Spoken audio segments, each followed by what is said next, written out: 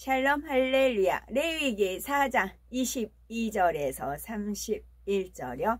만일 족장이 그의 하나님 여호와의 계명 중 하나라도 부지 중에 범하여 허물이 있었는데 그가 범한 죄를 누가 그에게 깨우쳐 주면 그는 흠 없는 숫염소를 예물로 가져다가 그 숫염소의 머리에 안수하고 여호와 앞 번제물을 잡는 곳에서 잡을지니 이는 속죄제라.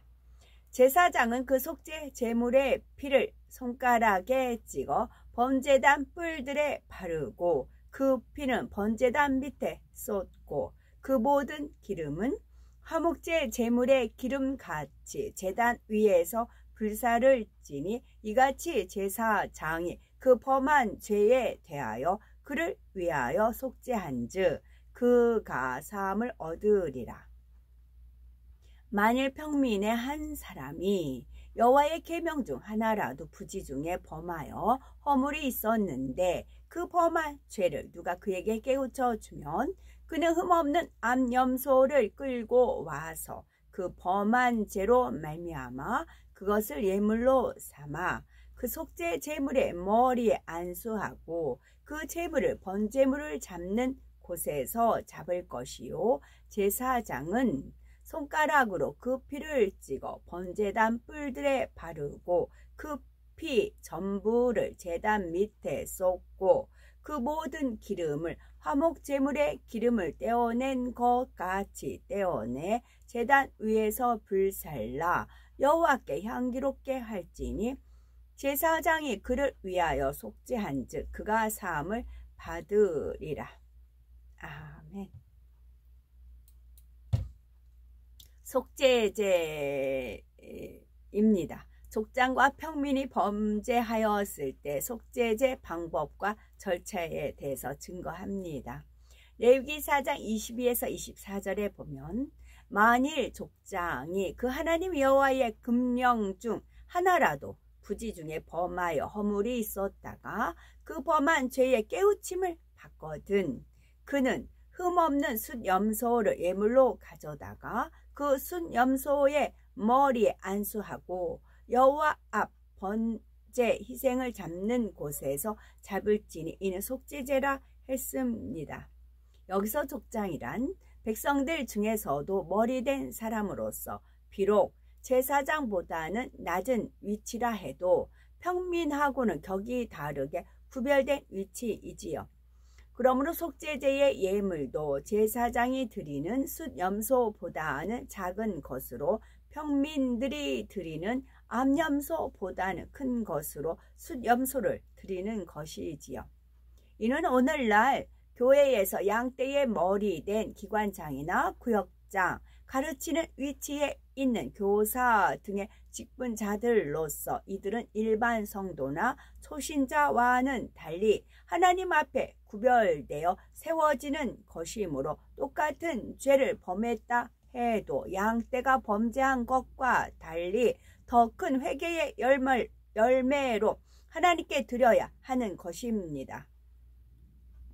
그런데 여기서 잠깐 살펴볼 것이 있는데 그것은 제사장의 속죄 제물이나 오늘 본문의 족장과 평민의 속죄 제물은 흠없는 것을 드리라 하셨는데 레위기 4장 14절에 나오는 회중의 속죄제에서는 흠없는 것으로 드리라는 표현이 빠져 있는데 그 이유는 무엇일까요?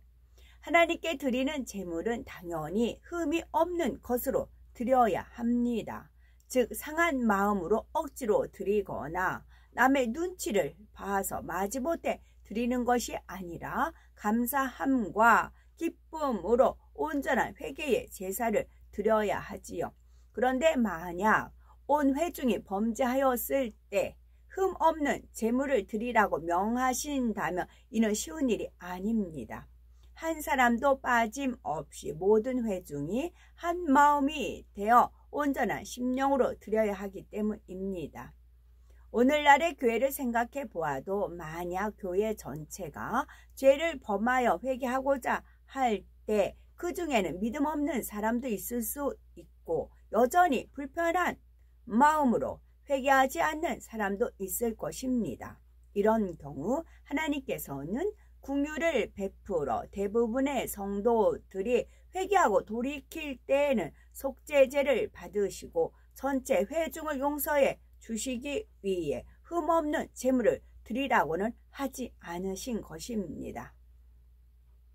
레위기 4장 25에서 26절을 보면 제사장은 그 속죄 희생의 피를 손가락에 찍어 번제단 뿔에 바르고 그 피는 번제단 밑에 쏟고 그 모든 기름은 화목제 희생의 기름같이 단 위에 불사를 찌니 이같이 제사장이 그 범한 죄에 대하여 그를 위하여 속죄한즉 그가 사함을 얻으리라 했습니다.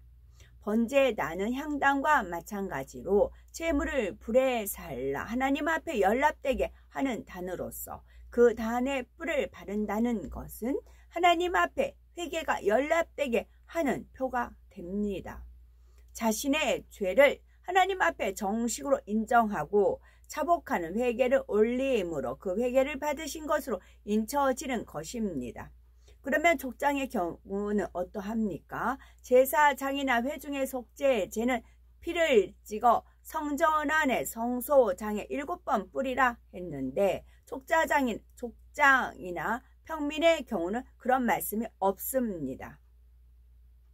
피를 7번 찍어서 뿌린다는 것은 7이 완전수이므로 온전히 회개하고 돌이킴으로 다시는 범죄하지 않아야 한다는 의미라 했죠.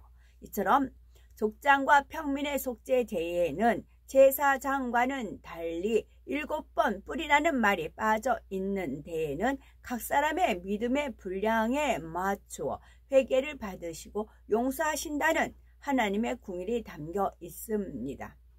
지금까지 속죄제에서 제사장, 족장, 평민 등을 설명할 때 이는 각각 주의 종, 머리된 일꾼, 그리고 일반 성도라는 개념으로 풀었지요. 그런데 이것은 단순히 직분만을 의미하는 것이 아니요 믿음의 분량을 의미하는 말이기도 합니다. 주의 종이라면 당연히 성결된 믿음으로 양떼를 이끌어 가야 하는 사람이고 사명을 맡은 기관장이나 구역장, 교사 등 양떼의 머리된 일꾼이라면 아직 온전한 성결을 이루지는 못했다 해도 일반 성도들과는 당연히 믿음의 차원이 달라야 합니다. 이렇게 주의 종이나 머리된 일꾼 혹은 일반 성도들의 믿음의 수준이 서로 다르기 때문에 표면적으로는 같은 죄를 범했다 해도 죄의 경중은 전혀 달라지는 것이고 하나님께서 받기 원하시는 회개의 수준도 달라집니다. 예를 들어 믿음의 3단계 반석에 선 사람이 자칫 실수로 남의 허물을 말하여 범죄하였다면 철저히 회개하고 다시는 그러지 않아야 합니다. 그런데 만약 믿음의 1단계나 믿음의 2단계 초입에 있는 사람이 남의 허물을 말했다면 그가 나중에 깨닫고 회개하여 돌이켰다 해도 아직 완전히 버려졌다고는 말할 수 없습니다.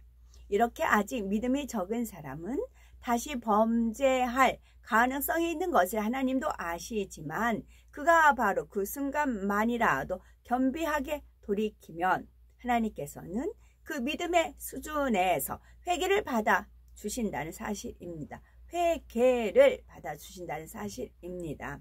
예를 들어 서너 살 난 어린아이가 잘못을 했을 때 아이가 누이치면서 용서를 빌면 비록 시간이 지난 후 다시 같은 잘못을 범할 수 있다 해도 그 순간만은 정말로 회개하고 있는 아이를 어머니는 용서하고 긍휼히 여기는 것입니다. 그러나 만약 다 자란 자녀가 잘못을 범해 용서를 받았는데 다음에 똑같은 잘못을 범한다면 정녕 회개했다고 인정받을 수는 없는 것이지요. 그러니 주의 종이나 일꾼이요 직분자라면 당연히 믿음이 더욱 커야 할 것이고 또한 양떼보다 더욱 거룩하게 변화되어 범죄하지 말아야 합니다. 그러나 족장들이라 해도 아직은 온전히 성결된 믿음이 아닐 경우가 있으므로 피를 7번 뿌리라는 말씀을 넣지 않으셨고 혹여 다음에 또 죄를 범한다 해도 다시 회개할 수 있는 기회를 주시기는 합니다. 그렇다고 해서 나는 믿음이 아직 온전하지 않으니까 나중에 또 잘못해도 봐주시겠지 하는 마음으로 회개해도 된다는 뜻은 결코 아닙니다. 뻔히 잘못인 줄 알면서도 나는 믿음이 이것밖에 안 되니까 봐주시겠지 하고 죄를 지어서도 안 되지요. 그래서 히브리서 10장 26, 27절은 우리가 진리를 아는 지식을 받은 후 침지 죄를 범한 즉 다시 속죄하는 제사가 없고 오직 무서운 마음으로 심판을 기다리는 것과 대적하는 자를 소멸할 맹렬한 불만 있으리라 했지요. 하나님 앞에 회개해서 사함을 받을 수 있는 것은 분명히 죄인 줄 알면서도 나중에 회개하면 되지 하고 범죄한 것이 아니라 부지 중에 곧 모르고 범죄했다가 나중에 깨달았을 때 용서를 구하는 경우입니다. 또 한 번 죄를 범했다가 회개했으면 다음에는 어찌하든 정신을 차리고 불같이 기도하면서 다시 같은 죄를 범하지 않도록 힘을 다해야 하나님께서 회개를 받으시는 것입니다. 그러므로 장성한 믿음의 분량에 이른 사람이나 장로 혹은 주의 종쯤 되는 직분을 가진 사람들은 진리를 몰라서 범죄하는 일이 없어야 할 것이고 한 번 회개하고 이후에 거듭 범죄하는 일은 더더욱 없어야 합니다. 레위기 4장 27에서 31절에 보면 만일 평면에 하나가 여호와의 금령 중 하나라도 부지 중에 범하여 허물이 있었다가 그 범한 죄에 깨우침을 받거든 그는 흠없는 암염소를 끌고 와서 그 범한 죄를 인하여 그것을 예물로 삼아 그 속죄제 희생의 머리에 안수하고 그 희생을 번제소에서 잡을 것이요 했습니다. 평민이 범죄했을 때 죄 사함을 받기 위한 제사의 절차는 앞에서 살펴본 족장의 속죄제와 동일합니다. 구약시대의 평민이라고 하면 오늘날 교회에서는 믿음의 분량이 적은 성도들 곧 일반 양떼가 범죄한 경우를 설명하는 것이지요. 족장의 속죄제에 피를 7번 뿌리지 않는 것처럼 평민의 속죄제에서도 피를 7번 뿌리지 않고 그냥 번제단 뿔에 바르고 단 아래에 모든 피를 다 쏟으면 됩니다. 곧 믿음이 아직 연약하여 같은 죄를 나중에 또 범할 가능성이 있기는 하지만 그 당시에 뉘우치고 마음을 찢으며 회개할 때 하나님께서는 긍휼히 여기고 용서해 주시는 것이지요. 또한 흠없는 암염소를 바치라 하셨는데 숫염소나 송아지를 바치는 것보다는 하나님 앞에 용서받기도 쉬운 것을 알 수가 있습니다. 또한 흠염소, 암염소를 바치라 하셨으니 숫염소나 송아지를 바치는 것보다는 하나님 앞에 용서받기도 쉬운 것을 알 수 있지요. 그렇다 해서 적당히 회개해도 된다는 것은 아닙니다.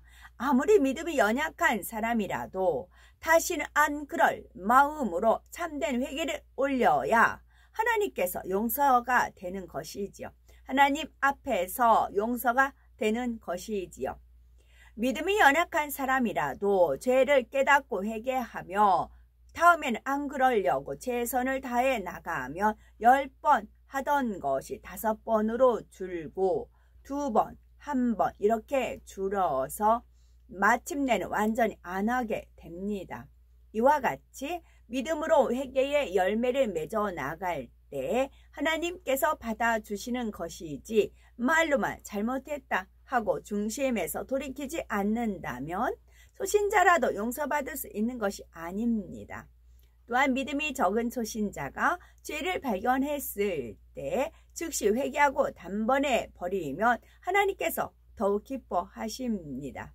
어떤 아이는 나이가 어리다 해서 철이 일찍 들고 부모를 너무 사랑해서 부모의 말이라면 무조건 순종하는 아이도 있습니다. 이때 부모의 입장에서는 장성한 자녀가 순종하는 것보다 얼마나 더 기특하며 사랑스럽겠습니까?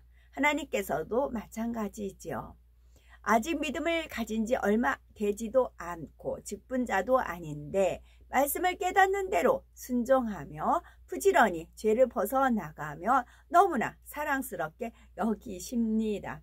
그래서 초신자라 해도 성령 받고 뜨거워서 열심히 신앙생활 할 때는 구하는 대로 기도에 응답받아 간증이 넘쳐나는 것을 볼 수 있지요.